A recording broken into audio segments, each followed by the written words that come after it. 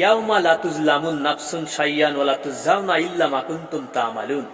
আমি কারো প্রতি তিল পরিমাণ অবিচার করব না, জাররা পরিমাণ অবিচার করব না। তোমরা পৃথিবীতে যে পরীক্ষা কেন্দ্রে আছো সেখান থেকে তোমরা যা নিয়ে যাবা তোমরা ঠিক তাই পাবা।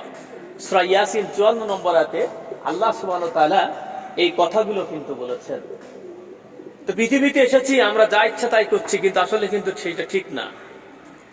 আমরা যা করব তার প্রতিদান, তার প্রতিফল মহান রব্বুল ইজ্জাত আল্লাহ তাআলা আমাদেরকে দিবেন।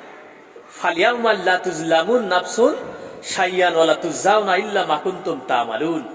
আমি কারো প্রতি জাররা পরিমাণ অবিচার করব না, তিল পরিমাণ অবিচার করব না। তোমরা যে যা করবে, যতটুকু অপরাধ করবে তাই পাবে, যতটুকু ভালো কাজ করবে তাই পাবে। তো দর্শক, চিন্তা করতে পারছেন, আমাদেরকে ভেবে চিন্তে পা ফেলতে হবে। এই পৃথিবীতে হয়তো ক্ষণিকের জন্য আমরা এখানে এসেছি, কিন্তু আমাদের হিসাব কিতাব করে পা ফেলতে হবে। তো সবাই সুস্থ থাকেন, ভালো থাকেন। আসসালামু আলাইকুম ওয়া রাহমাতুল্লাহি ওয়া বারাকাতুহু।